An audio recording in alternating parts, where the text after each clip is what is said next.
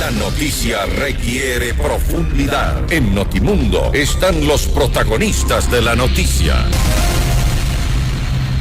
Así es, a esta hora estamos en línea directa con el doctor Carlos Alberto Velastegui, él es viceministro de Movilidad Humana del Ministerio de Relaciones Exteriores.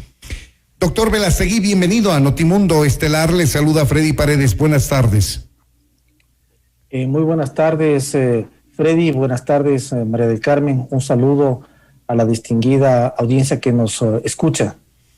Gracias, señor viceministro. El Ecuador ha sido históricamente, o al menos las últimas décadas, uno de los principales receptores de migrantes colombianos que han huido de la violencia, más aún cuando estaba operativa las FARC. Y luego, en los últimos años, quizá en la última década, ha sido también el Ecuador uno de los países que ha receptado un buen porcentaje de la migración de venezolanos, de manera que el Ecuador tiene un buen porcentaje de migrantes viviendo en el país y por tanto eso debe ser solventado económicamente para brindar salud, educación, inclusive trabajo para los migrantes. El problema es que nos estamos quedando como Estado con menos presupuesto para atender a este sector. Efectivamente, Freddy, el Estado ecuatoriano es un Estado, es un país, es un pueblo, porque es el pueblo ecuatoriano que mantiene una posición de apertura, de hospitalidad, de solidaridad con quienes se encuentran en movilidad humana. Principalmente esta solidaridad se manifiesta con quienes están llegando al Estado ecuatoriano, los flujos de ciudadanos venezolanos, pero desde luego también se genera y se pronuncia a través de políticas hacia los compatriotas que han salido del país y que se encuentran en condiciones de vulnerabilidad. Son parte de las actividades que el Viceministerio de Movilidad Humana en particular y otras carteras de Estado suman esfuerzo para poder tener respuestas concretas dentro de las capacidades que tiene el país. ¿Cuál es el presupuesto con el que cuenta actualmente el Estado para asistir a los migrantes ecuatorianos que han salido de su territorio? Bueno, hay un presupuesto general establecido para la cartera de Relaciones Exteriores.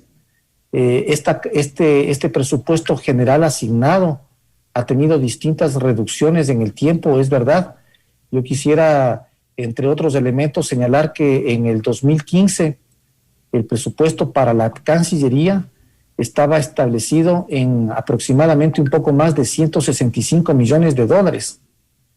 En lo que va del año, la previsión está determinada en una cifra cercana, efectiva, a los $98 millones. Esto implica que hay una reducción del 42% aproximadamente. Es una cifra considerable. Ciertamente esto está marcado por el tema de la austeridad, del control de las finanzas del Estado. Hay una visión que está ligada a la responsabilidad que tiene el país. Y el Estado trata de ser justamente atento a estas obligaciones en función del marco nacional que nos rige. Entonces, en ese sentido, hay montos que han sido limitados. Ahora, este monto, como menciono, está dirigido y está focalizado en la gestión que le corresponde al Ministerio de Relaciones Exteriores en su totalidad. Sin embargo, las distintas carteras del Estado tienen roles específicos en los cuales sus respectivos presupuestos son parte de los procesos y de las políticas enfocadas hacia los ciudadanos de movilidad humana, tanto para los ciudadanos que llegan al país como, en determinados casos, la Secretaría de Derechos Humanos, en particular, para quienes se encuentran en el exterior, cuando hablamos de los ecuatorianos que tienen que retornar, que tienen que repatriarse, y otras consideraciones que están ligadas a capacidades específicas del Ministerio de Inclusión Económica y Social o del Ministerio de Salud, por citar algunos. La merma de recursos económicos y de presupuesto en general para el país y para todas las instituciones ha sido sistemática desde el gobierno anterior, porque los ingresos del país han bajado considerablemente y la economía se ha movido menos a lo largo de todo el año 2020 por la pandemia. Ahora, doctor Velastegui, ¿cómo hacer gestión? ¿Cómo ayudar a los ecuatorianos que han migrado a otros países? ¿Y cómo ayudar también a los extranjeros que han llegado a nuestro país cuando no tenemos recursos suficientes para hacerlo? Bueno, me parece que una de las facetas en la que el gobierno está trabajando y está redoblando esfuerzos es justamente la innovación tecnológica. Parte de las necesidades de nuestros compatriotas está ligada con la provisión de servicios. La merma de recursos afecta no solamente las capacidades de recursos humanos que puedan atender en consulados o en las oficinas en territorio. Eso podemos compensarlo en el tiempo progresivamente con un sistema virtual óptimo que facilite la atención al usuario, al connacional en particular, a través de lo cual no va a requerir acercarse a las oficinas consulares. Aumentando los trámites en línea, por ejemplo, señor viceministro. Efectivamente, Freddy, tal como usted lo señala, sistemas de línea, servicios que permitan que el ciudadano no tenga que desplazarse a la oficina consular, manejos a través de esquemas en donde podamos reducir también aún más el personal que tenemos ubicado tanto en territorio como en consulados para que se optimicen los recursos de la mejor forma. Tenemos un Estado muy responsable con el manejo de las finanzas.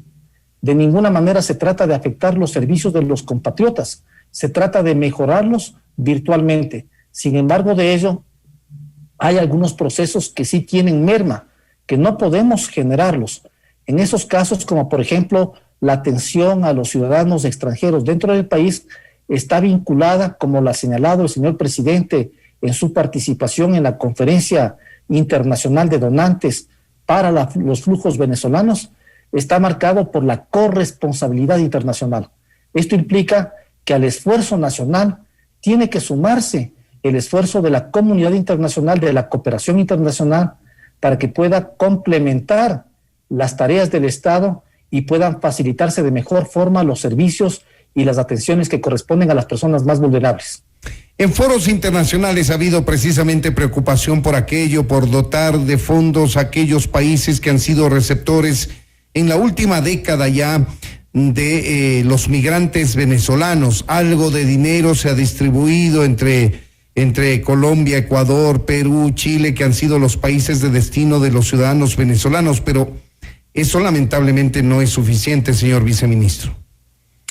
Ciertamente, Freddy, esta es una lectura muy concreta, muy clara que tiene el Estado ecuatoriano y se ha mencionado en todos los foros en los que participamos, justamente en el que cité en esta conferencia importante, el señor presidente mencionó que si bien se reconoce el apoyo de la cooperación internacional, se marca que este aporte, esta contribución es insuficiente y solicitamos que exista esta corresponsabilidad para fortalecer la capacidad del Estado. De otra manera, no estamos en condiciones de poder atender más allá de nuestras capacidades. Y también ha sido citado por el presidente, es parte de la política del Estado ecuatoriano, del gobierno del presidente Lasso, actuar dentro del marco de las capacidades, y por eso señalo que es un Estado responsable.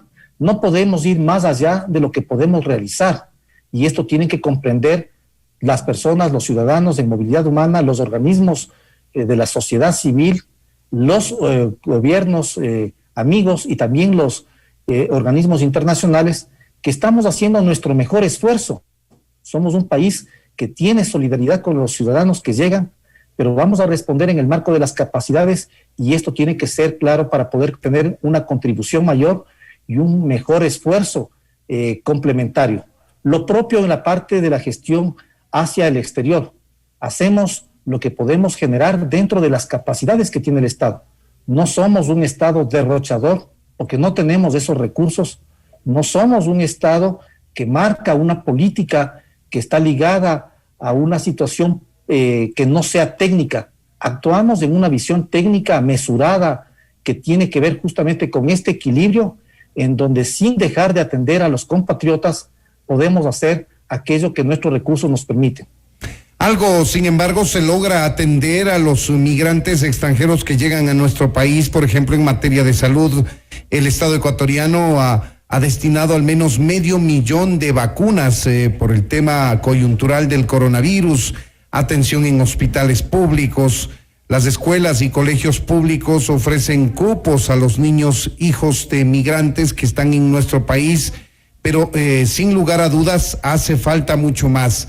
Si no tenemos, señor ministro, viceministro, dinero para atender a cabalidad a toda la sociedad ecuatoriana y nos representa un esfuerzo enorme atender a los migrantes que han escogido el Ecuador para vivir, ¿por qué tenemos la llave abierta al paso de más migrantes? No hacemos una migración más ordenada, más controlada.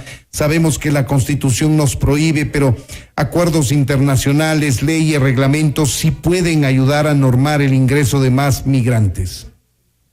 Efectivamente, me parece que el Estado ecuatoriano sí tiene una política definida para tratar de regular, ordenar estos flujos, mantenerlos de una manera regular, sobre todo, y segura tanto para ellos como sobre todo para la población ecuatoriana.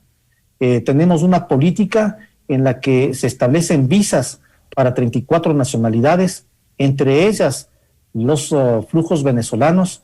El ingreso al Estado ecuatoriano está regulado justamente por mantener una condición de visa en su ingreso. Ahora, lo cierto es que pese a los esfuerzos del Estado ecuatoriano, que me parece que han sido positivos, si tomamos en cuenta en que en julio y agosto del 2019 estaban ingresando cerca de 7,000 ciudadanos diarios por la frontera norte, y el flujo ha sido reducido en función de la medida que adoptamos ahora, y ha sido reducido ostensiblemente. Hay que tomar en cuenta que las fronteras... Es muy poca, ¿no? Están ingresando cerca de 30 a 60 ciudadanos venezolanos regularmente. Pero hay que tomar en cuenta, señor viceministro, que las fronteras del Ecuador, de Colombia, de Perú están cerradas a causa del coronavirus, y eso se convierte a la vez en un obstáculo adicional para el ingreso de más migrantes. Sí, marcado justamente, además de tener esta medida migratoria para ordenar los flujos, existe una condición en la gran parte de los países, y en particular en los países andinos. En los 3 países que usted ha citado, todos tenemos fronteras terrestres cerradas en prevención al COVID. Ahora, no puede tampoco dejarse de conocer que pese a las condiciones que existen, pese al control que tienen nuestras Fuerzas Armadas en la frontera general y la Policía Nacional, las autoridades de migración en los puntos de ingreso que disponemos, se producen ingresos irregulares. Lamentablemente, la presencia de redes transnacionales que impulsan el tráfico ilícito de migrantes están activas. Ninguna frontera tiene la capacidad de estar cerrada. Hemos visto eso con ejemplos en países desarrollados que incluso tienen muros y tienen grandes ríos que dividen a 2 países, pero que los flujos siguen ingresando. En el caso de Ecuador tenemos también esta condición. Tenemos una frontera porosa y hay ingresos irregulares. Y esta condición genera mayor presión a las entidades del Estado.